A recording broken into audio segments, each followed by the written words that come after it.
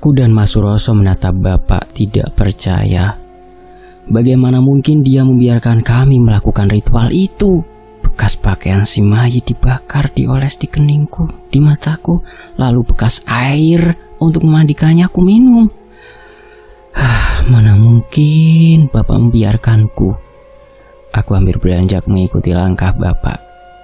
Sebentar, saya masih belum paham. Air mandi jenazah mana yang bakal dipakai? Tanya Mas Suroso.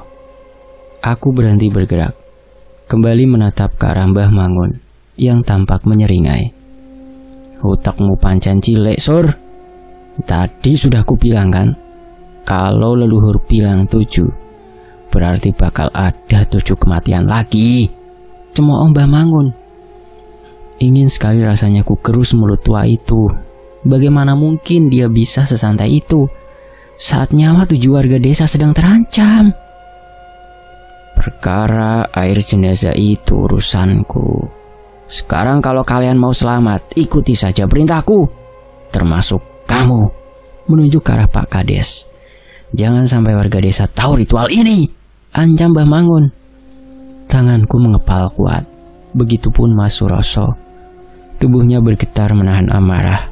Sedang Pak Kades seperti tidak suka diperintah seperti itu. Sial.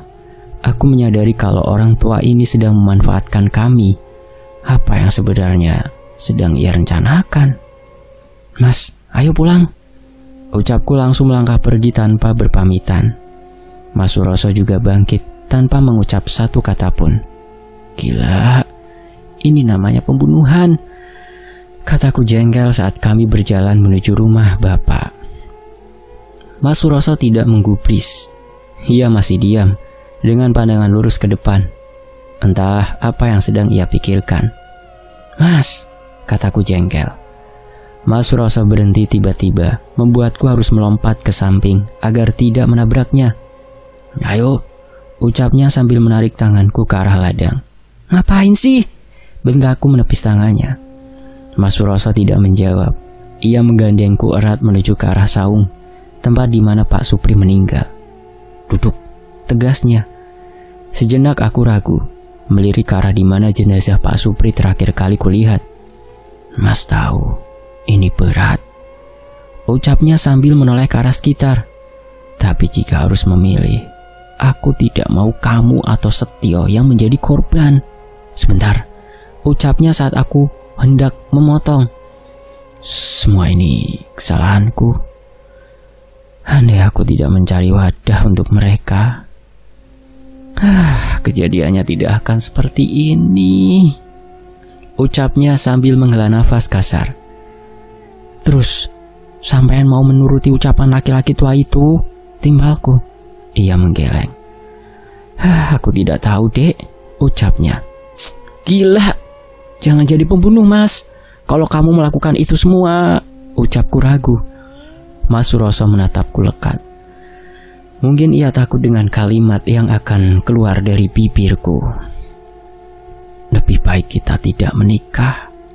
Aku tidak mau memiliki suami pembunuh, ucapku berat. Mas Suroso terhenyak, tangannya memijat pelipisnya.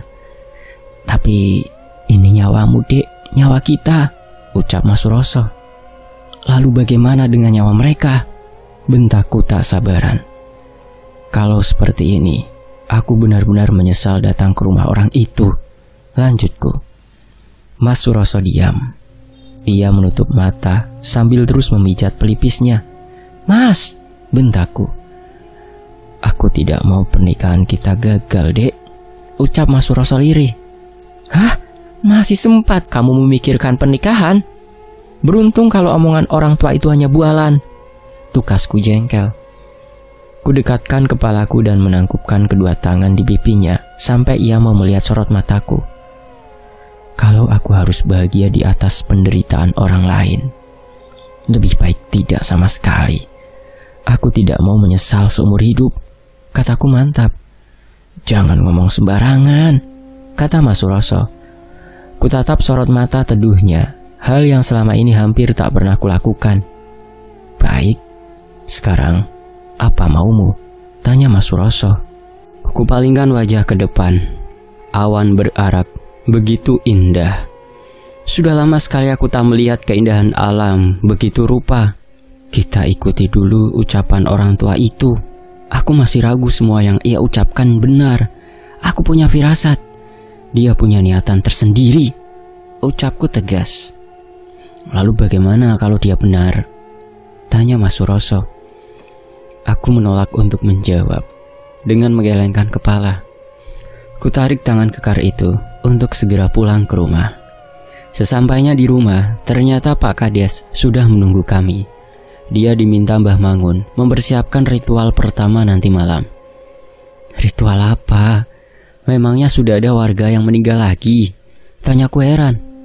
Belum, tapi Mbah Mangun meminta agar kalian bersiap malam ini. Selain itu, dia bilang kalau ingin memanggil arwah leluhur.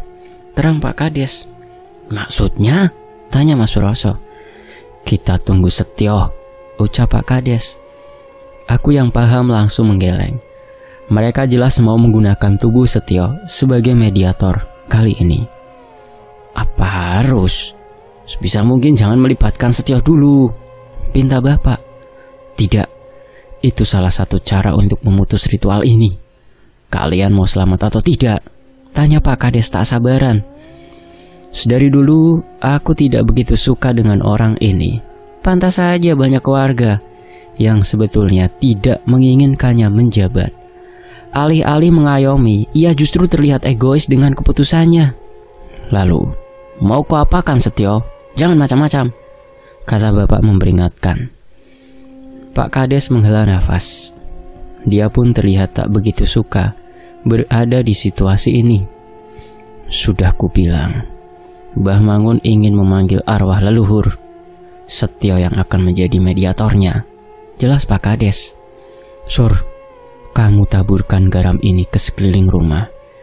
Jangan sampai terlewat satu tempat pun, ucap Pak Kades sambil memberikan buntelan kresek hitam. Untuk apa Pak Lek? Tanya Mas Suroso. Kalian itu banyak tanya. Lakukan saja apa yang kuperintahkan, jawab Pak Kades.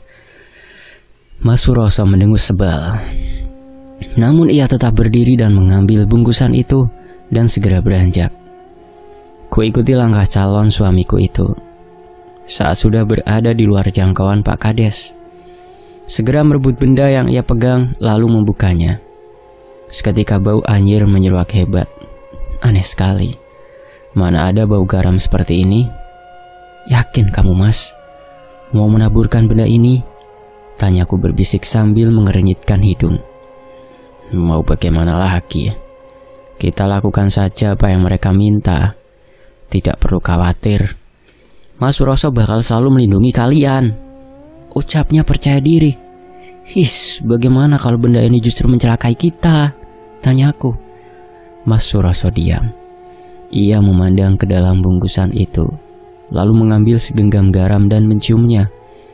Ada bau darah, Nduk, ucapnya. Aku tahu hidungmu tidak normal, Mas. Cemoohku sebal. Mas Suroso tampak ragu sesaat. Kemudian ia menarik nafas panjang dan mulai menaburkan garam tersebut. Taburkan semua, jangan sampai ada yang tersisa, ucap suara Mbah Mangun dari arah belakangku. Laki-laki tua itu meski sudah uzur, tapi memiliki postur tegap dan kuat. Tidak seperti orang tua lainnya. Mungkin karena kegiatan sehari-hari sebagai petani membuat fisiknya kuat. Buat apa ini, Mbah? Tanyaku penasaran. Penangkal, biar dedemit lain tidak masuk ke rumahmu saat aku memanggil arwah leluhur, ucap Mbah Mangun. Lalu melangkah masuk sambil melambai ke arahku agar mengikutinya. Beberapa waktu kemudian, semua perlengkapan ritual sudah disiapkan. Kini hanya tinggal menunggu Setio. Ojo ditahan, lakukan seperti saat kamu menari kemarin, ucap Mbah Mangun. Setio tampak ragu. Ia melirikku meminta persetujuan. Kuanggukan kepala guna menjawabnya. Cering. Suara lonceng terdengar saat Setio menghentakkan kakinya. Adik laki-lakiku mulai menari dengan anggun.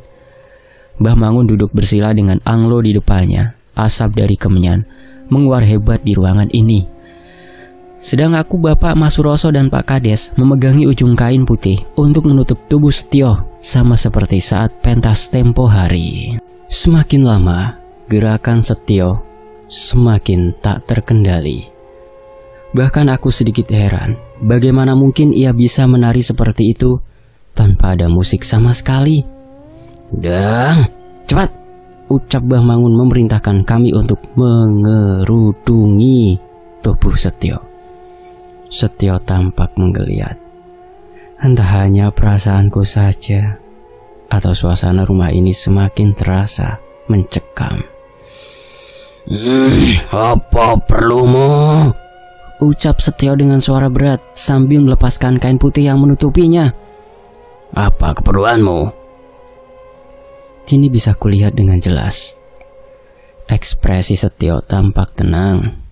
Jauh terlihat lebih tua dari umurnya. Tring! Setio mulai melangkah mendekati Mbah Mangun yang sekarang sudah dengan posisi tangan tertangkup di atas kepala. Ritual yang sudah dibuat tidak akan bisa diputus. Kromoleo yang akan menjadi tanda.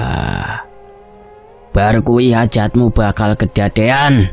Setelah itu hajatmu akan terlaksana, ucap sosok yang merasuki Setio. "Ngapunten Ndara, kula nyuwun pitulungane. Saya minta pertolongannya," bisik Mbah Mangun. Kali ini dia duduk di depan Mbah Mangun. Tanpa rasa ragu, ia mengambil anglo yang penuh bara api dan menghirup aroma kemenyan dalam-dalam. Tampak ekspresinya begitu bahagia. Kemudian tanpa diduga, ia menoleh ke arahku dengan senyum paling mengerikan yang pernah kulihat. Cring! Setio melompat layaknya monyet. Ia menatapku penuh perhatian. Kepalanya meneleng ke kanan dan kiri, lalu berjalan pelan ke arahku dengan aura bak seorang ningrat. Saat sudah berada di depanku, tanpa mengucapkan sepatah kata pun, Setio mengangkat tangannya. Spontan aku memejamkan mata. Kurasakan sentuhan tangan dingin mengusap kelopak mataku. Cring! Setio melangkah menjauh.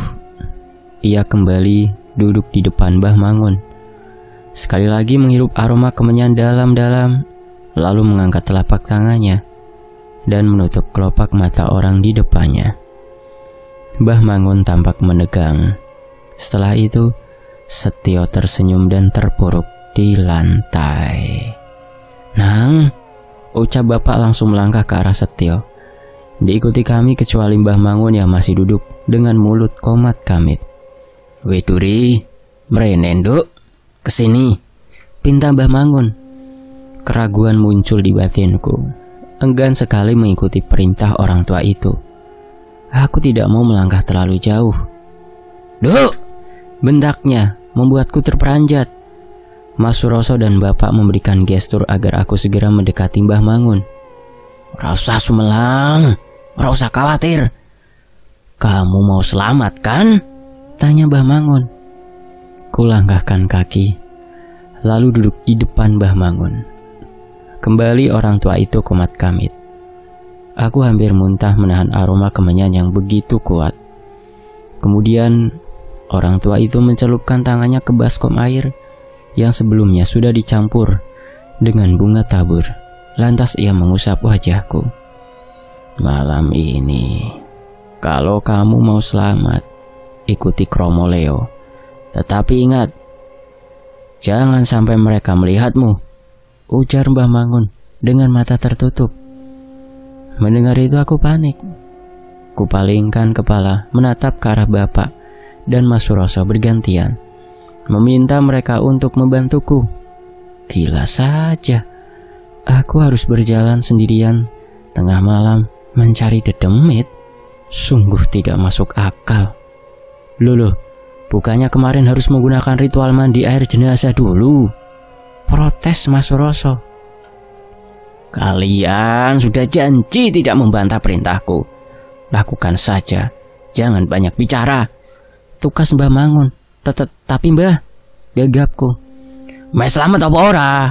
tanya Mbah Mangun dengan mulut menyeringai. Tanganku terkepal kuat. Sial. Sekali lagi aku masuk ke dalam perangkapnya. Niat hati ingin membongkar perilakunya, malah justru masuk ke permainannya. "Ora gelem, tanya Mbah Mangun saat melihat kepalan tanganku. Aku mengangguk kaku. Mau tidak mau aku menuruti perintahnya. Namun lihat saja nanti, ku balas semua perbuatannya ini. Waktu terasa berjalan begitu cepat. Tahu-tahu jam sudah menunjukkan pukul 11 malam. Kami semua yang ada di rumah hanya diam dalam kebisuan. Sore tadi Mbah Mangun berpesan agar aku keluar rumah sebelum tengah malam dan berjalan ke arah ladang, tempat di mana jenazah Pak Supri ditemukan. Ia mengatakan kalau Kromo Leo pasti akan hadir mulai dari titik itu. Aku membayangkan saja sudah tidak sanggup. Terlebih dia bilang mata batinku sudah terbuka sekarang. Sial. Ternyata ritual tadi dilakukan untuk membuka mata batinku. Ia pun mengatakan, jika kemungkinan aku akan melihat dedemit lain. "Duk, kalau kamu tidak siap, kita batalkan saja," ucap bapak khawatir. Lalu setelah itu, aku atau Setio bakalan mati. Tukasku jengkel. Rasanya aku benar-benar bisa gila. Tak pernah aku bayangkan bakal menemui situasi seperti ini. Sudah hampir tengah malam. Widuri pamit, ucapku sambil beranjak. Semoga setan itu tidak muncul. Kalaupun muncul, semoga cuma kuntilanak atau genderuwo, ucap Mas Suroso enteng. "Bangsat kamu Mas," umpatku melotot ke arahnya. Mas Suroso nyengir dan juga bangkit. Sebenarnya ia ngotot ingin menemaniku, tapi ku tolak. Justru aku memintanya untuk mengawasi rumah Mbah Mangun. "Pegang, kalau ada yang membahayakan, bunyikan," ucapnya berbisik sambil memberikanku peluit kecil. Aku mengangguk. Segera ku buka pintu. Seketika angin dingin menerpa, membuat bulu kuduku meremang hebat. Langkah demi langkah ku lalui. Enggan sekali meninggalkan kasur empuk kesayanganku. Tapi, semua harus kulakukan. Selain untuk keselamatan kami juga, untuk korban tak berdosa lainnya. Tiap langkah ku tempuh dengan dada bergemuruh. Beberapa kali aku merasa ada orang yang mengikuti. Bahkan ada ranting yang bergerak tanpa ada angin yang berhembus. Tak terasa aku sudah hampir mencapai saung tempat di mana Pak Supri ditemukan meninggal. Lantas ku matikan senter sesuai arahan Mbah Mangun. Hingga saat berjarak beberapa meter, kulihat ada siluet hitam di ujung saung. Kini bayanganku penuh dengan hal-hal yang mengerikan, terutama sosok Pak Supri yang meninggal beberapa hari lalu. Kugelengkan kepala, berharap semua itu hanya ilusi semata. Namun, saat kembali menatap ke depan, siluet itu masih ada. Sial, ternyata itu karung pupuk yang sengaja ditaruh di sana. Jantungku sudah hampir lepas membayangkan kalau itu benar-benar setan Pak Supri. Lama aku duduk, beberapa kali mendengar suara gesekan tanaman di sekitarku. Aku tidak berani menghidupkan senter. Hingga dari kejauhan, aku mendengar suara lolongan anjing. Seketika perasaanku tidak enak. Rasanya udara di sekelilingku bertambah dingin dan menyesakkan. Kromo Leo, Mulio, Kromo Leo. Dek, jantungku terasa terhenti. Sayup aku mendengar suara yang kutakuti akhir-akhir ini. Langsung saja aku beringsut ke bawah saung. Kubalurkan daun sirih hitam di sekitar ketiak, lengan, leher, dan kaki. Katanya itu penangkal agar mereka tidak bisa melihatku. Tapi dengan begitu pula aku juga bisa melihat makhluk di sekitarku. Dan kenapa wajah dan bentuk mereka sangat memuakkan? Duk, mulai. Terdengar suara berat tepat di belakangku. Aku mengenali suara itu. Perlahan kutolehkan kepala. Dan benar saja, sosok setan Pak Supri sedang melihatku dengan tatapan kosongnya. Aku menggeleng hebat. Suara Kromo Leo semakin terdengar jelas. Bahkan, kurasakan keheningan di sekitarku menyergap gendang telinga dengan kuat. Kromo Leo, Mulio, Kromo Leo. Kini rombongan pengiring jenazah itu sudah hampir mencapai tempatku. Kurogoh saku dan mengeluarkan buntelan kain kresek hitam lainnya. Aku hampir menangis dalam diam saat melihat para pengiring jenazah itu sudah mencapai sisi depanku. Begitu mengerikan, 6 orang laki-laki di depanku. Mereka menunduk dengan wajah sepucat mayat. Belum lagi keranda bambu yang mengeluarkan bau yang begitu menyengat. Seolah mereka sedang menantikanku. Sebentar berhenti lalu selangkah maju. Tidak ada suara yang timbul dari hentakan kaki. Mereka seperti berjalan di atas angin. Aku berdiri. Perlahan ku ikuti mereka. Dengan tangan gemetaran, kutaburkan beras kuning yang dibawakan oleh Mbah Mangun. Sepanjang perjalanan, kulihat banyak sekali pasang mata yang mengikuti langkahku. Bukan manusia, melainkan sosok-sosok tak kasat mata. Jangan tanya bagaimana rupa dan bentuk mereka. Jelas jauh lebih buruk daripada korban kecelakaan. Sesekali Kromo Leo berhenti. Seolah sadar ada yang mengikuti mereka. Lantas segera aku taburkan kembali beras kuning di sekitarku. Kini aku sudah masuk ke dalam pemukiman desa. Mereka melewati begitu saja rumahku. Hingga pada satu titik, mereka berhenti di sebuah rumah dari kayu. Lalu mengelilingi rumah tersebut sebanyak 7 kali. Duar! Suara gelegar guntur terdengar nyaring diikuti dengan rintik hujan. Sekedipan mata aku memalingkan wajah ke atas. Saat aku menatap ke depan, sosok Kromo Leo sudah hilang entah kemana. Dengan perasaan campur aduk, buru-buru aku melangkah pergi. Berharap tidak ada kematian lagi. Tanpa sadar mataku memanas. Aku tahu betul siapa penghuni rumah yang baru saja ku sambangi. Aduh, orangku saat terjatuh ke tanah berlumpur. Wait, ayo pulang, ucap Mas Suroso dengan raut wajah panik. Aku yang masih syok hanya bisa diam. Segera ia menarik tanganku erat. Dengan setengah berlari kami bergegas pulang ke rumah. Sesampainya di rumah, aku begitu terkejut saat mendapati Setio tertidur miring dengan kaki dan tangan terikat. Setio, kenapa? Tanyaku panik mendekat ke arah bocah itu. Setelah kamu pergi, dia kesurupan. Terus saja dia menari dan meminta nyawa 7 warga desa. Karena takut melukai dirinya sendiri, Bapak ikat tangan dan kakinya. Jelas Bapak tidak minta bantuan Mbah Mangun. Tanyaku mendekat ke arah Setio. Sudah, dia bilang itu memang harus terjadi. Orang Mas Suroso jengkel. Terus bagaimana? Tanyaku yang tak tahan melihat keadaan Setio. Bapak menggeleng. Matanya tampak memerah. Kamu bagaimana, Nduk? Widuri nggak apa-apa, Pak. Jelasku. Setelah itu aku segera menceritakan semua kejadian yang kualami.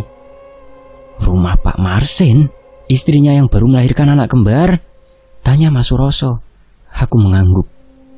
Ini hanya perasaanku saja atau memang ritual yang dilakukan malah membuat keadaan memburuk? Ujarku. Mungkin memang harus seperti ini, Nduk. Ucap Bapak akhirnya setelah diam cukup lama. Harus seperti ini bagaimana, Pak? Kalau memang benar nanti salah satu anggota keluarga Pak Marsin meninggal, aku malah justru berpikir Mbah Mangun sedang memanfaatkan situasi. Geramku. Benar, Pak. Aku juga berpikir seperti itu. Apa lebih baik tidak kita sudahi aja ini? Tanya Mas Suroso. Terus mau bagaimana? Bapak juga bingung. Bapak tidak mau sesuatu terjadi pada kalian, ucap Bapak. Belum sempat aku membuka mulut, Mas Suroso langsung menyuruhku untuk diam.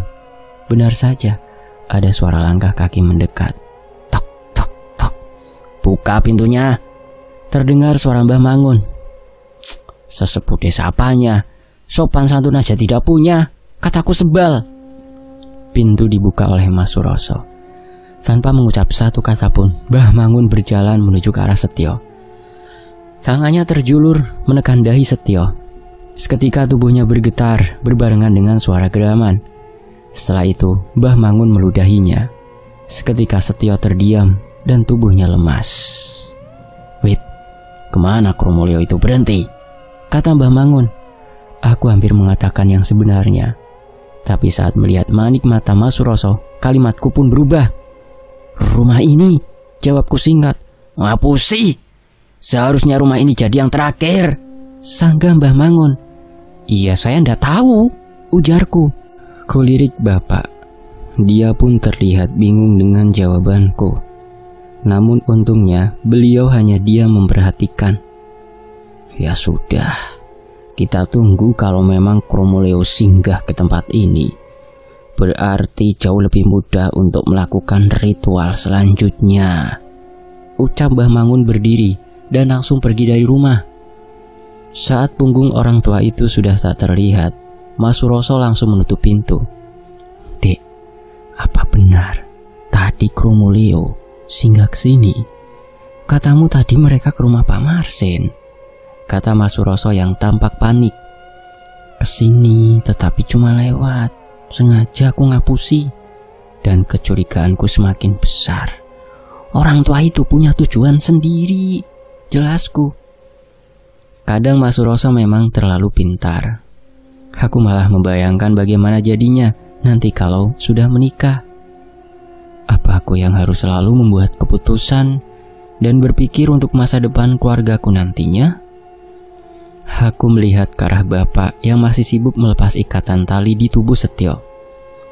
"Bapak ada masalah apa sama Mbah Mangun?" tanyaku penasaran. "Tidak ada, Nduk," kata bapak tanpa menoleh ke arahku. "Mas, apa perlu kita pergi ke rumah Mbah Slamet?" tanyaku. "Buat apa?" tanya Mas Suroso. "Buat nikahin kita, Mas." "Ya buat cari solusi. Kan dulu kamu bilang kalau Mbah Slamet satu-satunya yang menentang ini semua," kataku tak sabaran. "Kenapa aku baru kepikiran ya?" ucap Mas Suroso menepuk jidatnya keras sekali. "Kamu memang pintar, Mas. Ya sudah, mending sekarang kamu ke rumah Mbah Slamet," perintahku. Mendengar pernyataanku, Mas Suroso tampak meneguk salivanya. "Ndak besok saja, Nduk.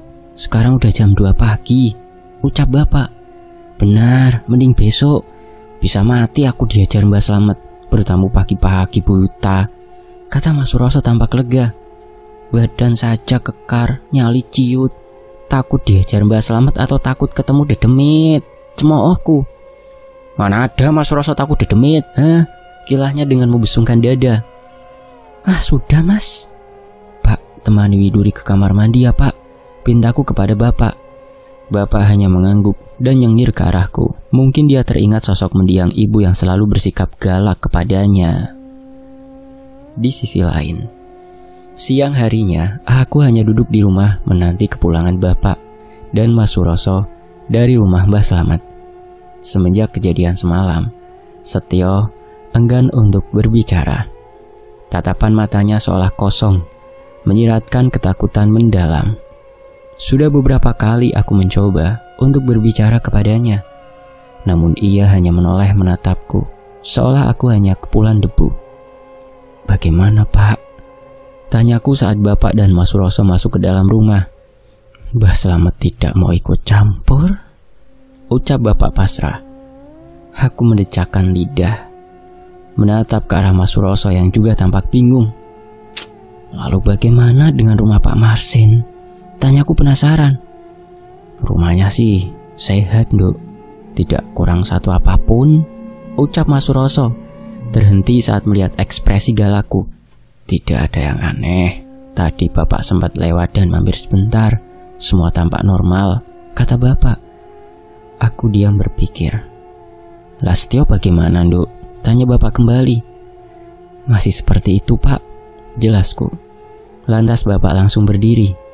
"Mau kemana, Pak?" tanyaku. "Ke rumah Mbah Mangun. Kamu di sini saja," ucapnya sambil berlalu pergi. "Aku juga mau pulang ke rumah, Dek. Nanti sore Mas kesini lagi," kata Mas Suroso.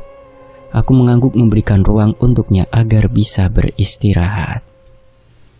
Selepas kepergian Mas Suroso, aku segera pergi ke kamar Setio. memastikan tidak ada benda berbahaya di sana, dan mengunci pintu kamarnya. Kali ini, aku berniat untuk pergi ke desa, ingin memastikan rumah Pak Marsin secara langsung. Entah kenapa firasatku mengatakan bakal terjadi sesuatu di sana. "Mau kemana, Duk? Tumben siang-siang," ucap Mbok Parni saat berpapasan di jalan.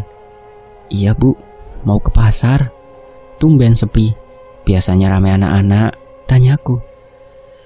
Tampak raut wajah Mbok Parni sedikit berubah. "Wih, Durinda tahu kalau desa kita sedang ada bahaya?" tanya Mbok Parni berbisik. "Kenapa, Bu?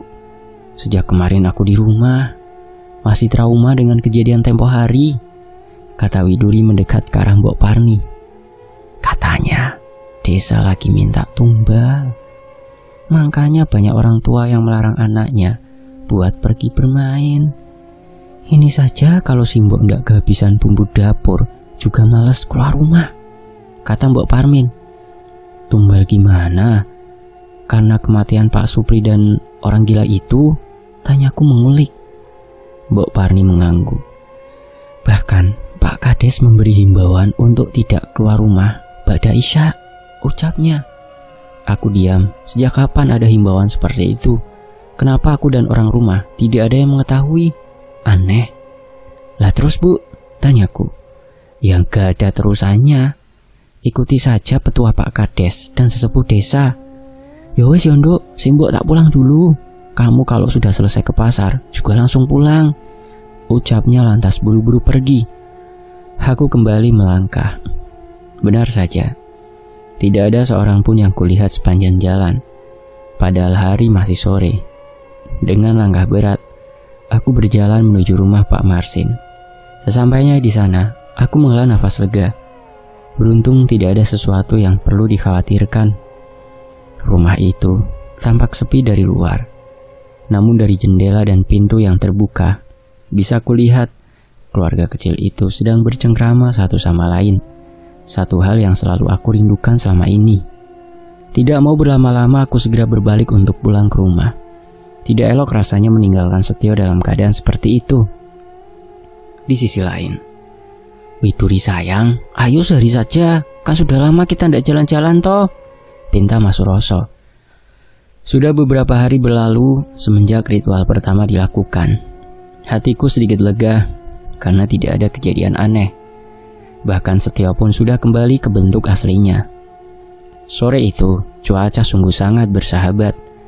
Biasanya kalau sudah seperti ini, aku justru ingin bermalas-malasan di dalam kamar. Namun niatan itu hilang saat Mas Suroso dengan dandanan parlentenya datang ke rumah dan memintaku untuk pergi bersamanya. "Wih, calon pengantin mesra banget nih. Kapan aku dapat ponaan?" kata Setio, menyenderkan bahunya di ambang pintu dengan alis mata naik turun. Mata kananku berkedut mendengar ucapan lancang Setio. "Nikah saja belum sudah tanya kapan dapat keponakan." "Kamu sendiri aja, Mas. Aku benar-benar malas. Apalagi ini hari pertamaku haid," ucapku jengah mengabaikan Setio yang masih setia dengan posisinya. "Ayo Landu, pisan tok, sekali aja." Mas Suroso mulai merajuk. "Iya Ndu, mending keluar daripada di rumah seperti cucian belum kering," kata Setio. "Cucian kering di ujung ruangan tak tersentuh ya?" kekeh Mas Suroso. "Iya, lihat aja Mas, mukanya kusut. Belum mandi dari pagi. Koknya kamu mau sama makhluk seperti itu, Mas? Kasihan nanti hidupmu penuh derita," kata Setio sok bijak. Enak saja dia bilang seperti itu. Padahal aku tidak mandi bukan karena malas, memang sedang tidak ingin saja. "Hei Setio, mending kamu pergi," ancamku, sedang Mas Suroso terkekeh sendiri. "Wih, Ratu Dedemit memang mengerikan. Ya sudah, hamba undur diri dulu Nyai. Semoga Raja dan Ratu Dedemit bisa sejenak bersantai. Permisi," ucap Setio sambil memundurkan tubuhnya. Sontak, aku memijat pelipis. Sungguh manusia itu kenapa bisa ajaib seperti itu? "Dek," panggil Mas Suroso. Ku kerutkan dahi, menimbang-nimbang. Kalau bayi monyet ini tidak kuturuti, pasti dia akan terus menggangguku. Tapi kalau kuturuti, perutku benar-benar sedang tidak bersahabat. Iya deh, tapi beliin es gosrok nanti ya. 2. Aku tidak mau kalau cuma 1, pintaku. Mas Suroso terkekeh. Uangku cukup kalau cuma beli es gosrok segerobaknya. Kekeh Mas Suroso. Ya sudah, sana aku mau ganti baju. Pamit sama bapak dulu. Sepanjang perjalanan, Mas Suroso terus mengoceh soal pernikahan. Sungguh membuatku jengah. Hingga saat hampir tiba di jalan utama, kulihat ada seseorang yang tidak asing sedang tergopoh kesulitan berjalan karena barang bawaannya. Aneh, padahal aku tidak mengenal orang itu. Tetapi kenapa begitu mengganggu batinku? Jarak kami semakin dekat. Hingga tinggal beberapa meter lagi. Jantungku berdegup begitu cepat. Bukannya orang itu yang kemarin bertengkar dengan anak Pak Supri? Mas, kataku sambil menyenggol lengan Mas Suroso. Bukannya itu penjual nisan kemarin? Tanya Mas Suroso. Iya, dialah penjual batu nisan. Untuk apa dia datang lagi ke desa ini? Penasaran ku cegat saja orang itu. Pak, nuwun sewu, permisi, panggilku. Mendengar panggilanku, laki-laki paruh baya itu berhenti. Ku amati memang ia membawa batu nisan di kanan kirinya. Iya nduk, tanya orang itu. Nuwun sewu, bapak yang kemarin mengantar nisan di rumah Pak Supri ya? Tanyaku. Yang anaknya marah-marah itu, ada apa ya? Tanya beliau balik, terlihat tidak suka. Gak apa-apa pak, cuma memastikan saja, kataku sambil tersenyum. Bapak itu mengangguk, namun raut wajahnya terlihat penuh keraguan.